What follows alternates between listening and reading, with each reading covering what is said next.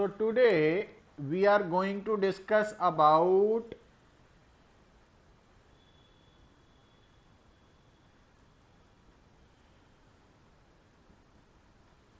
compound microscope. कल बेटा ਆਪਾਂ डिस्कस ਕੀਤਾ ਸੀ ਸਿੰਪਲ ਮਾਈਕਰੋਸਕੋਪ। ਸਿੰਪਲ ਮਾਈਕਰੋਸਕੋਪ ਤਾਂ ਤੁਸੀਂ ऑब्जर्व ਕੀਤਾ ਸੀਗਾ ਉਹ ਕੀ ਹੈ, ਬੇਸਿਕਲੀ ਇੱਕ ਕਨਵੈਕਸ ਲੈਂਸ ਹੈ। तो कोई भी जो कॉन्वैक्स लेंस है वो as a simple microscope behave करेगा, पर कदों करेगा जदों ऑब्जेक्ट उस लेंस दे ऑप्टिकल सेंटर ते फोकस दे विच लाई करेगा ना, then that lens will act as a simple microscope. और सिंपल माइक्रोस्कोप जो ऑब्जेक्ट की इमेज बनेगी बेटा वो वर्चुअल एंड इरेक्ट होएगी। और जो सिंपल माइक्रोस्कोप की मैगनीफाइंग पावर सी बेटा वो किहदे बराबर आई सी साडे कोल 1 प्लस डी बाय एफ। तो m is equal to 1 plus D by F. और इस फार्मूला च f की है उस लेंस की फोकल लेंथ और d सी least distance of distinct vision. हुण बेटा ध्यान देना कि तुसी की नोट किया सी कि जिहड़ा सिंपल माइक्रोस्कोप है ना उसकी जो फोकल लेंथ है वो जिन्नी ज़्यादा होएगी उसकी मैगनीफाइंग पावर उन्नी घट होएगी, और जिन्नी फोकल लेंथ लैसर होएगी उन्नी मैगनीफाइंग पावर ज़्यादा होएगी। हुण माइक्रोस्कोप जिहड़ा वा वो बैटर वो मन्निया जाएगा जिसकी मैगनीफाइंग पावर ज़्यादा वा। तो इस करके जो लेंस है वो शॉर्टर फोकल लेंथ वाला यूज करना पड़ेगा। मतलब फोकल लेंथ जिन्नी घट होएगी तो एम उन्नी ज्यादा आएगी, है ना। तो इस करके अगर साडे कोल दो कॉन्वैक्स लेंसेज है, एक दी फोकल लेंथ ज्यादा वा दूसरे दी फोकल लेंथ घट है, तो जिहड़ा घट वाला फोकल लेंथ वाला लेंस है वो बैटर माइक्रोस्कोप होएगा, सिंपल माइक्रोस्कोप होएगा ना। तो ये पॉइंट सी रिगार्डिंग सिंपल माइक्रोस्कोप। बट हुण बेटा देखो जो कंपाउंड माइक्रोस्कोप है उहदे विच असीं की करते हैं कि असीं एक सिंगल कॉन्वैक्स लेंस नूं यूज करन दी जगह ते दो कॉन्वैक्स लेंसेज यूज करते हैं, दो कॉन्वैक्स लेंसेज। और वो जिहड़े दो कॉन्वैक्स लेंसेज है उन्हां विचों बेटा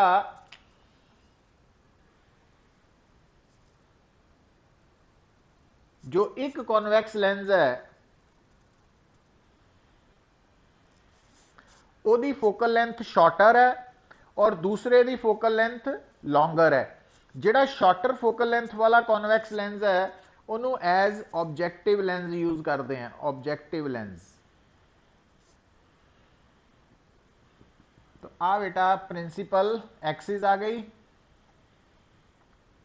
तो आ गया C1 ऑब्जेक्टिव कॉन्वैक्स लेंस का ऑप्टिकल सेंटर, और आ इसका फर्स्ट फोकस है, और जिन्ना फर्स्ट फोकस दूर है उन्ना ही सैकेंड फोकस भी दूर शो करना तुसी F2।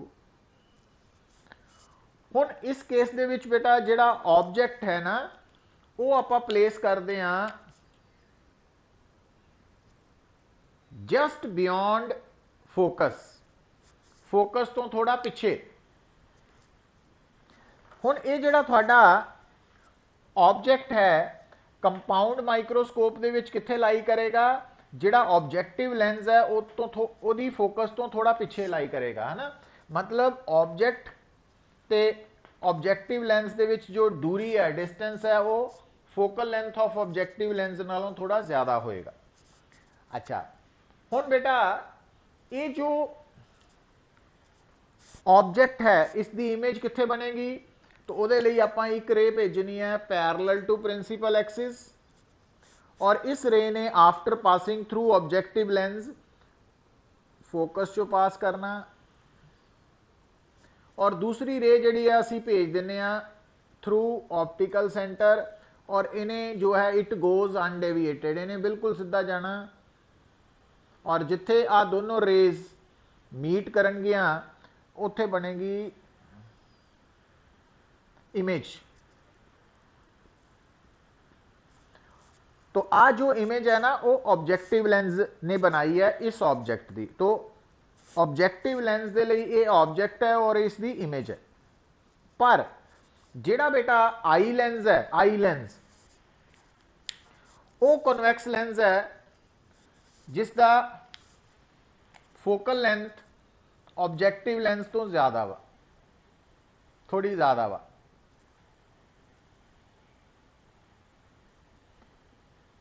तो आ इसका ऑप्टिकल सेंटर है।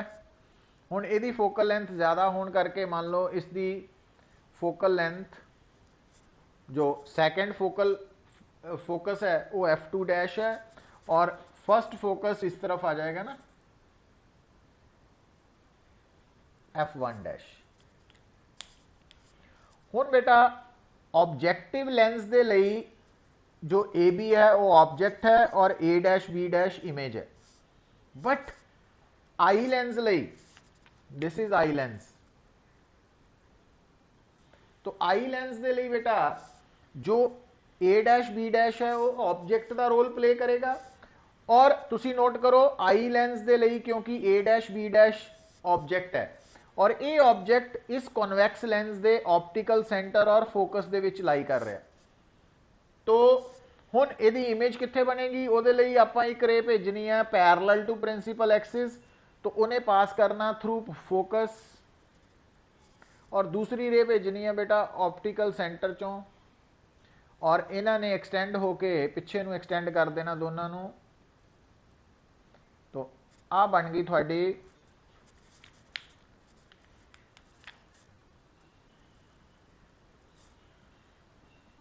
A double dash B double dash. तो ये आ गई फाइनल इमेज। हुण बेसिकली देखो इत्थे कि जदों तुसी इस साइड तो इस ऑब्जेक्ट नूं देख रहे हैं तो थानू आ नज़र आएगा ए डबल डैश, ये फाइनल इमेज नज़र आएगी। पर इस लेंस दे लई, इस ऑब्जेक्टिव लेंस लई ये ऑब्जेक्ट है और आ इमेज है और इस आई लेंस लई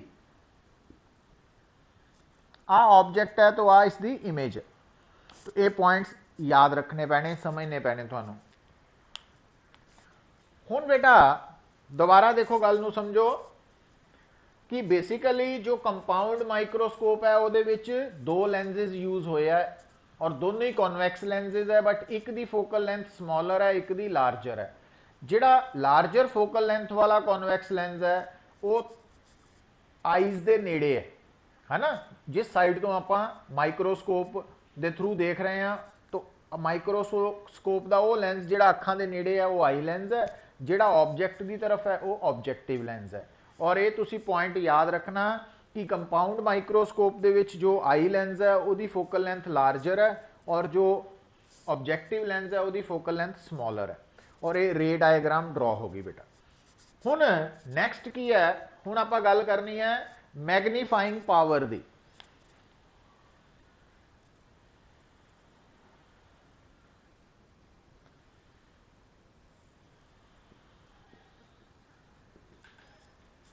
हुण बेसिकली कल भी आपां गल कीती सी कि जो मैग्नीफाइंग पावर है बेटा उसनूं असी किस तरह डिफाइन करते हैं ना मैग्नीफाइंग पावर। तो एक्चुअली जदों तुहाडे सामने एक ऑप्टिकल इंस्ट्रूमेंट है, जिस तरह कोई भी है माइक्रोस्कोप है, तो अगर तुसी गल नूं सुनियो पुत, तुहानूं दस्सिया होया याद रखो, माइंड च रखो याद गल नूं कि जदों तुसी थ्रू माइक्रोस्कोप किसी ऑब्जेक्ट नूं देखदे हैं तो एक्चुअली थानू उहदी इमेज नज़र आती है। ठीक है। हुण बेटा जदों तुसी किसी ऑब्जेक्ट नूं थ्रू माइक्रोस्कोप देख रहे हैं तो जिहड़ी थानू इमेज नज़र आ रही है वो इमेज एक्चुअली थोड़ी आईज दे उपर की कर रही है, एक एंगल बना रही है। तो वो जिहड़ा एंगल बनता ना, हुण जदों वैसे भी देखो गल नूं समझो, वैसे भी जदों तुसी किसी ऑब्जेक्ट नूं देखदे हैं बेटा है ना, डायरैक्टली भी देखते हैं तो उस वो जिहड़ा ऑब्जेक्ट है ना वो थोड़ी आईज दे उपर एंगल बनाता वा। और वो जिहड़ा एंगल बनता ना थोड़ी आईज दे उपर, वो एंगल जिन्ना स्मॉल होएगा, छोटा होएगा तो थानू उस ऑब्जेक्ट का साइज उन्ना छोटा महसूस होएगा। जिन्ना एंगल वड्डा हुंदा जाएगा थानू उस ऑब्जेक्ट का साइज भी वड्डा हुंदा महसूस होएगा। तो मतलब जो ऑब्जेक्ट है एक तो ਉਹਦੀ अपनी एक्चुअल साइज है, बट ऑब्जेक्ट ਦਾ साइज सानू की नज़र आ रहा, महसूस हो रहा, वो उस ऑब्जेक्ट ने थोड़ी आईज के उपर जो एंगल सबटेंड करना वो तो पता लगता।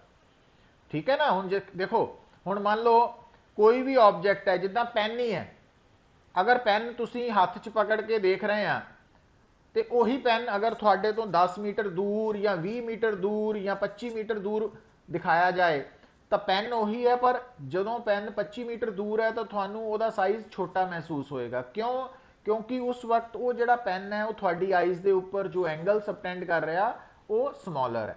सो कहने का मतलब ये कि जो आप किसी भी चीज़ को देखते हैं, ऑब्जेक्ट को देखते हैं ना, तो उस वक्त वह साइज सानू की महसूस होंदा, वो डिपेंड करता वो उस वक्त साडी आईज के उपर एंगल कितना बना रहा।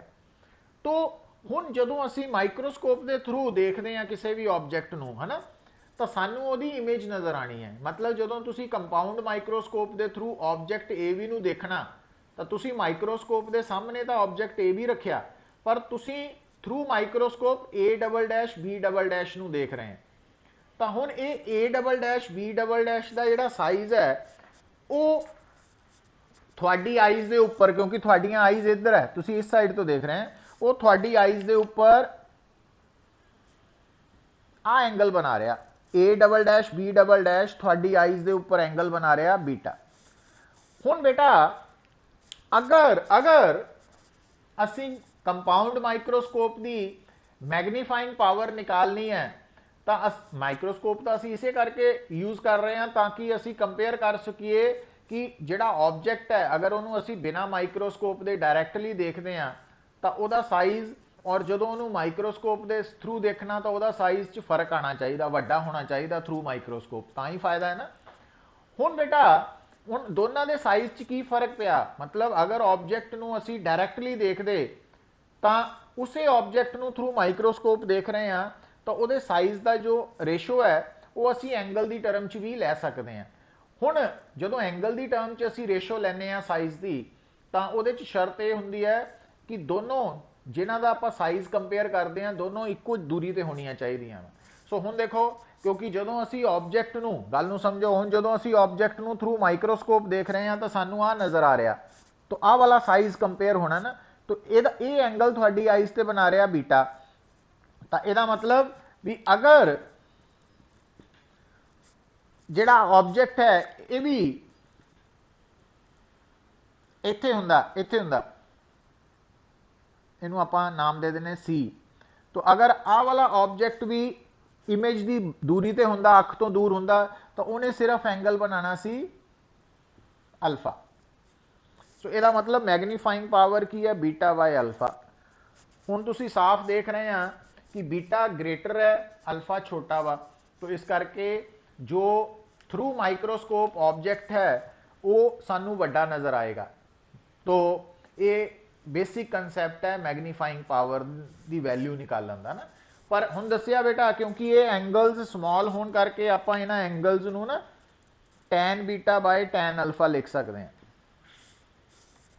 हुण tan beta by tan alpha दे विच देखो, हुण आ तुहाडे सामने एक ट्राइंगल है, right angle triangle, A double dash B double dash C2। हुण इहदे विच बीटा एंगल दे सामने परपेंडिकुलर बेस, हुण टैन बीटा की हो गया परपेंडिकुलर ओवर बेस हो गया C2 बी डबल डैश, और इस ट्राइंगल राइट एंगल ट्राइंगल है, अल्फा के सामने परपेंडिकुलर बेस, तो टैन अल्फा की वैल्यू है perpendicular C B double dash over C2 B double dash, आ कैंसल आउट हो जाने, तो साढ़े कोल आ गया A double dash B double dash by C B double dash. पर हुण ध्यान दिओ बेटा, आ जो सी बी डबल डैश है आ साइज ए बी वाला ही है, A double dash B double dash over A B. हुण तुसीं इस ए बी नूं ध्यान दिओ, इनू इदां लिख सकते बेटा, A double dash B double dash into A B. हुण आप जगह क्यों छड्डती है, क्योंकि आ भी आ रहा ना A dash B dash A dash B dash. हुण ध्यान दिओ बेटा, आ कौन है, आ बेटा A double dash B double dash ਇਹਦੇ ਲਈ ਇਸ ਦੇ ਲਈ ਇਮੇਜ ਹੈ ਤੇ ए डैश बी डैश की है इस दे ਲਈ ऑब्जेक्ट, मतलब आ दिस वन ਇਹਦੇ ਲਈ ऑब्जेक्ट है और आ ਇਹਦੇ ਲਈ इमेज है। तो इमेज ਦਾ साइज ओवर ऑब्जेक्ट ਦਾ साइज की ਹੁੰਦਾ बेटा, मैग्नीफिकेशन।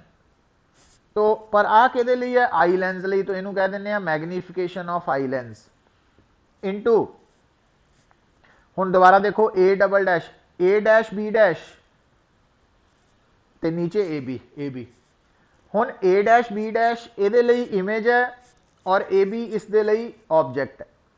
तो ਇਹਦਾ मतलब आ इमेज है ਇਹਦੇ ਲਈ और आ ऑब्जेक्ट है ਇਹਦੇ ਲਈ। तो size of image over size of object, magnification आ गई लीनियर, और ए ऑब्जेक्टिव लेंस ਲਈ।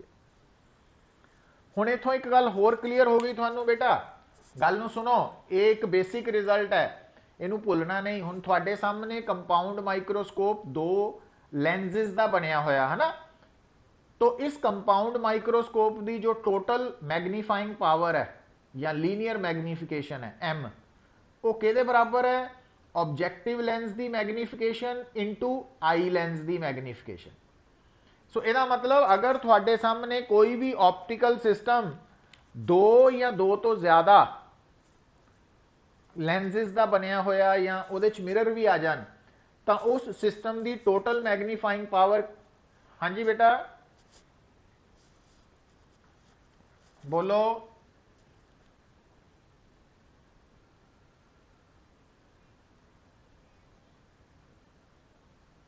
मुकुल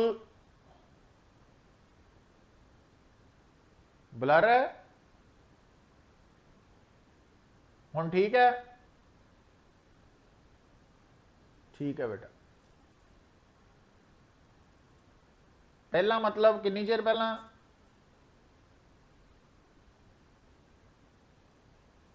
अच्छा हुण ठीक है ना। हाँ वो एक्चुअली फोकसिंग करके हो जाती ना, जो असी साइड हट जाने उदों फिर। तो हुण देखो, हुण जिहड़ी गल साफ नज़र आ रही है, हुण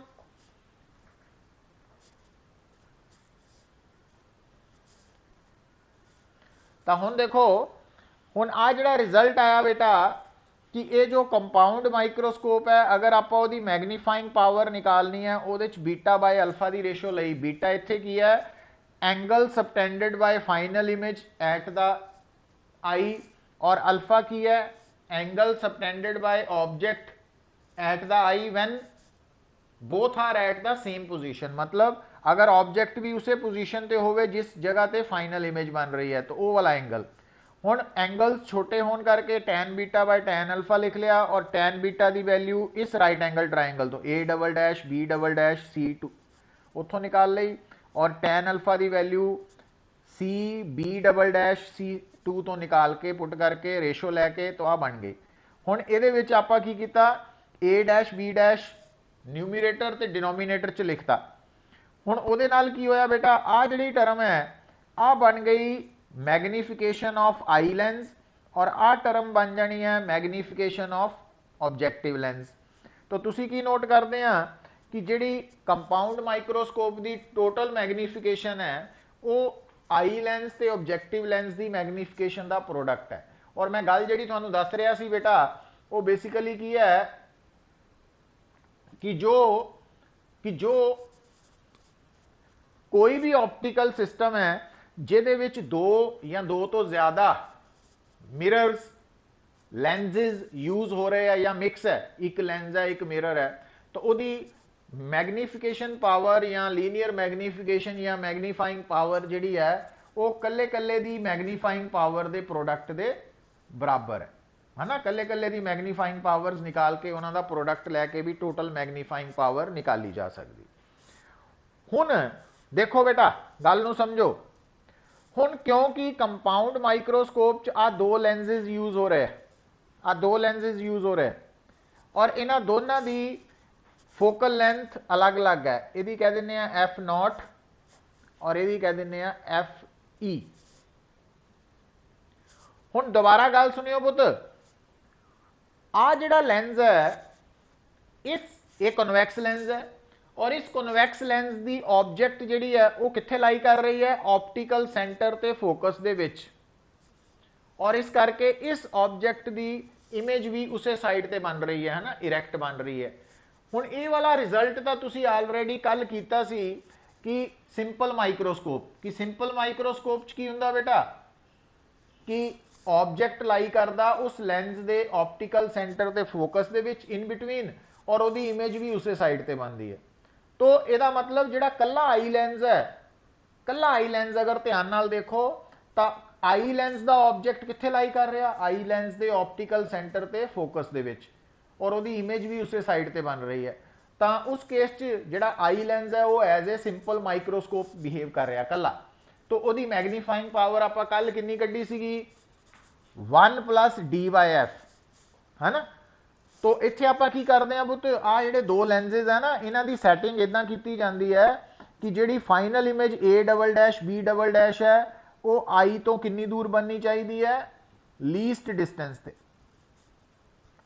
और लीस्ट डिस्टेंस से क्यों बनाया जाता बेटा, उसका कारण यह है कि जिहड़ी लीस्ट डिस्टेंस से जिहड़ी इमेज बनती है ना, वो हमेशा उसकी मैग्नीफिकेशन मैक्सीमम होंदी है, मैक्सीमम होंदी है उस कंडीशन। तो इस कारण करके असी लीस्ट डिस्टेंस नूं प्रैफरेंस दिंदे हैं। तो हुण दोबारा गल सुनो, क्योंकि गल मैं कर रहा सीगा कि कंपाउंड माइक्रोस्कोप च जिहड़ा आई लेंस है वो बेसिकली सिंपल माइक्रोस्कोप वाला रोल प्ले कर रहा।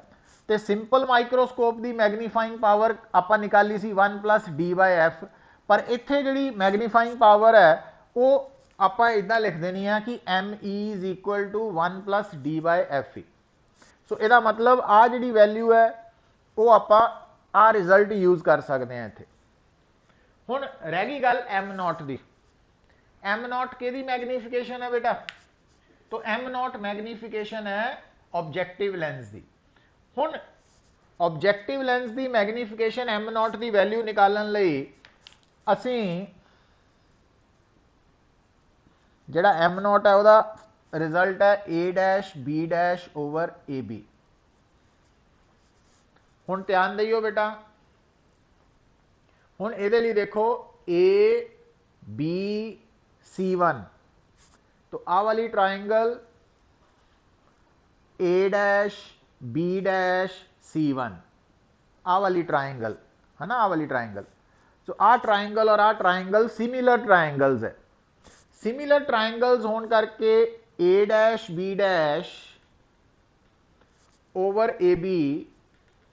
दी रेशो होएगी C1B'/C1B दी, क्योंकि आ ट्राइंगल और आ वाली ट्राइंगल सिमिलर होने करके A'-B'/AB ओवर C1B'/C1B की वैल्यू आ रेशो बराबर है।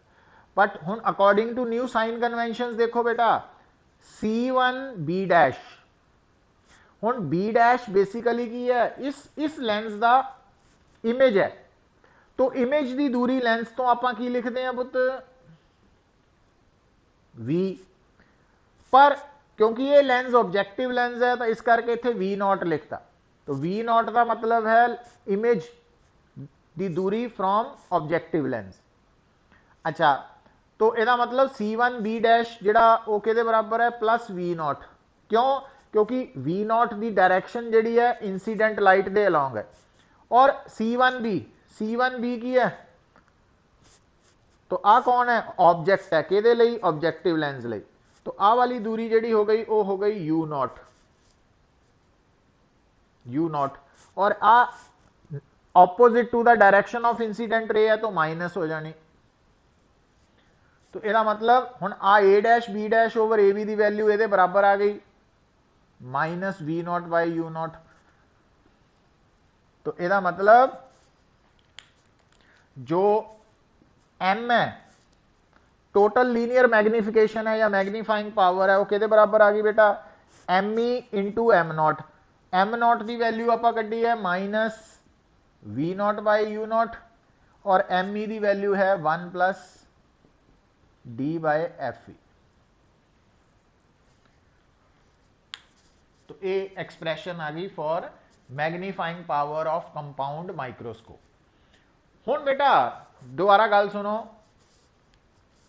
हुण आ जिहड़ा ऑब्जेक्ट है ना, आ वाला ए बी, इस ऑब्जेक्ट नूं जदों तुसीं ऑब्जेक्टिव लेंस की तरफ शिफ्ट करोगे, मतलब जो बी ऑब्जेक्ट है अगर वो F1 के नज़दीक आएगा, नेड़े आएगा, तो फिर उस वक्त U0 की वैल्यू जिहड़ी आ दूरी है ये अप्रोक्सीमेटली F0 हो जाएगी, यदि फोकल लेंथ के बराबर, क्योंकि फोकल लेंथ तो आ है ना। तो अगर ये ऑब्जेक्ट F1 के काफ़ी करीब आ गया, बिल्कुल नहीं आना, काफ़ी करीब, तो उस केस के विच U0 की वैल्यू F0 के बराबर हो जाएगी, मतलब approximately.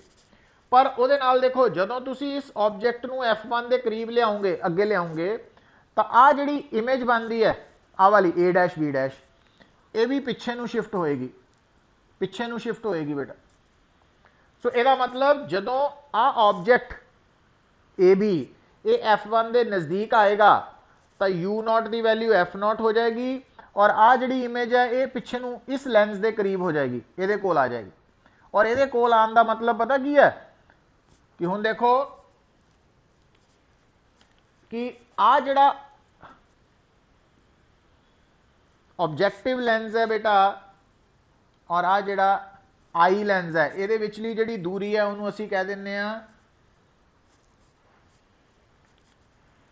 Length of microscope, length of microscope. हुण तुसीं नोट की कर रहे हो पुत, जदों ये ऑब्जेक्ट F1 के काफ़ी नज़दीक आएगा तो U0 की वैल्यू F0 हो गई, और आ जिहड़ी इमेज है ये इधर इत्थे आ जाएगी, मतलब आ जिहड़ा V0 है वो अप्रोक्सीमेटली L दे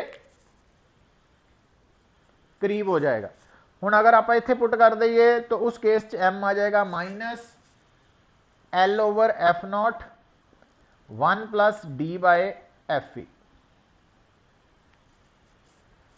मतलब ये जिहड़ी हुण एक्सप्रैशन निकाली है एक स्पैशल केस बन गया अंडर द कंडीशन कि जिहड़ा ऑब्जेक्ट ऑफ द माइक्रोस्कोप है वो फोकस ऑफ ऑब्जेक्टिव लेंस के काफ़ी नज़दीक है, और उस केस ये रिजल्ट असी यूज़ कर सकते हैं जिहड़ा मैं सर्कल किया पुत, है ना। जिहड़ा उपर वाला रिजल्ट है वो जनरल रिजल्ट है। अच्छा हुण इहदे च ध्यान दिओ बेटा, तुहानूं दस्सिया होया माइक्रोस्कोप बैटर किहड़ा होएगा, बैटर माइक्रोस्कोप वो है जिसकी मैगनीफाइंग पावर ज़्यादा होएगी। हुण तुसीं नोट करते हैं कि M की वैल्यू ज़्यादा कदों होएगी, जदों F0 भी घट होए और FE भी घट होए। मतलब कंपाउंड माइक्रोस्कोप दे विच जिहड़े दोनों लेंसेज है ना, चाहे आई लेंस है चाहे ऑब्जेक्टिव लेंस है, दोनों की फोकल लेंथ घट होनी चाहिए, तां मैगनीफाइंग पावर ज़्यादा होएगी। ठीक है, हुण गल नूं सुनो, ये बड़ा कंसैप्चुअल प्रॉब्लम लिए इंपॉर्टेंट पॉइंट है। हुण हुंदा की है बेटा कि आ जो लेंस है और आ वाला लेंस है बेटा, आ दोनों लेंसेज है थोड़े को, तो मान लो यदि फोकल लेंथ है सपोज 5 सेंटीमीटर, और इस आई लेंस की फोकल लेंथ साडे कोल आई लेंस लई मान लो 3 लेंस पे है अवेलेबल है, एक दी फोकल लेंथ है 20 सेंटीमीटर, एक दी है 50 सेंटीमीटर, एक दी है 100 सेंटीमीटर, है ना। तो आपां इन्हां तिन्नां विचों आई लेंस लई किहनूं प्रैफर करांगे, 20 सेंटीमीटर वाले नूं। क्यों, मैगनीफाइंग पावर ज्यादा चाहिए, है ना। तो ये होएगा। पर हुण इहदे च एक थोड़ा जिहा लॉजिक होर लगाना बेटा कि ये सानू किहने दस्सिया, देखो बेटा हुण अगर मान लो आ लेंस हैगा वा सपोज इत्थे 2 सेंटीमीटर वाला, आ भी है 4th वन, मतलब साडे को आई लेंस लई 4 ऑप्शनस है, तो माइक्रोस्कोप च इन्हां चारां विचों बैटर ऑप्शन किहड़ी होएगी, मैं टिक किया 20 सेंटीमीटर नूं। 2 नूं क्यों नहीं किया, क्योंकि अगर 2 होएगी FE तां तो M होर भी ज़्यादा हो जाएगी। पर हुण हुंदा की है बेटा, गल नूं सुनो, लॉजिक समझो कि माइक्रोस्कोप दे विच जिहड़े दोनों लेंसेज है दोनों की फोकल लेंथ जिन्नी घट होएगी उन्नी उस कंपाउंड माइक्रोस्कोप की मैगनीफाइंग पावर ज़्यादा होएगी। पर हुण गल सुनो पुत, मैगनीफाइंग पावर ज़्यादा होने का मतलब है कि जिहड़ी इमेज फाइनल इमेज तुसी थ्रू माइक्रोस्कोप देखोगे वो काफ़ी एनलार्ज साइज़ की होएगी, वड्डे साइज़ की। पर जिहड़ी इमेज है ना वो वड्डी तो होनी चाहिए है, नाल वो थोड़ी ब्राइटर भी होनी चाहिए है। ये ना होवे बड़ी फेंट होए, जे फेंट होएगी तो भी नज़र नहीं आएगी, चाहे वड्डी साइज़ की है, पर अगर फेंट है, डिम है तो नज़र नहीं आनी। हुण जिहड़ी माइक्रोस्कोप दे विच इमेज है ना पुत, final image A double dash B double dash, तो यदी जिहड़ी ब्राइटनैस है ना, वो कौन डिसाइड करता? आई लेंस की अपर्चर। अपर्चर हुंदा लेंस का डायामीटर। तो आ जिहड़ा लेंस है ना, आ वाला लेंस, तो इत्थों लैके इत्थे तक की जिहड़ी दूरी है ये अपर्चर है। तो जिस लेंस का अपर्चर जिन्ना ज़्यादा होएगा बेटा, है ना, वो जिहड़ी इमेज बनाएगा उसकी इंटेंसिटी उन्नी ज़्यादा होएगी। ये मैं कल भी गल दसी सी तुहानूं। तो हुण बेटा जिस लेंस का अपर्चर ज़्यादा होएगा उसकी फोकल लेंथ भी ज़्यादा होएगी। तो कहने का मतलब ये कि अगर आप सिर्फ मैगनीफाइंग पावर ते ध्यान देने तो असी कह सकते हैं भी साडा ऑब्जेक्टिव लेंस अगर 5 सेंटीमीटर का वा तो आई लेंस दे विच अगर साडे कोल 4 ऑप्शनस है, 2 सेंटीमीटर, 20 सेंटीमीटर, 50 सेंटीमीटर, 100 सेंटीमीटर, तो 2 सेंटीमीटर ज़्यादा वधिया लगेगी क्योंकि मैगनीफाइंग पावर बहुत वध जानी है। पर अगर तुसी आई लेंस 2 सेंटीमीटर वाला यूज़ करोगे फोकल लेंथ वाला, तो वह अपर्चर स्मॉल होने करके जिहड़ी इमेज बनेगी वड्डी तो बहुत बन जाएगी, बट वही इंटेंसिटी इन्नी घट जाएगी, डिम हो जाएगी ब्राइटनैस, कि वो सानू नज़र ही नहीं आएगा। इस करके फिर असी की करते हैं कि थोड़ा ज़्यादा फोकल लेंथ वाले नू प्रैफर करते हैं। तो इस करके फिर 20 सेंटीमीटर वाला इन्हां चारों ऑप्शन चो बैटर रहेगा। तो कंपाउंड माइक्रोस्कोप दे विच बेटा जिहड़ा ऑब्जेक्टिव लेंस है उसकी फोकल लेंथ घट होनी है, और जिहड़ी आई लेंस है उसकी फोकल लेंथ होनी तो घट है बट ऑब्जेक्टिव तो ज़्यादा रखनी है, ताकि ब्राइटनैस भी साडे कोल अवेलेबल होए मैगनीफाइंग पावर दे नाल नाल। सो ये है रिगार्डिंग कंपाउंड माइक्रोस्कोप और वो बिहाफ से जिहड़ियां कंसैप्चुअल प्रॉब्लम्स है, और ये अपने आप दे विच एक इंपॉर्टेंट आर्टिकल है 5 मार्क्स लई। ये प्रॉपरली रे डायग्राम ड्रॉ करनी है, फिर एक्सप्रैशन डिराइव करनी है ना। सो ये है अबाउट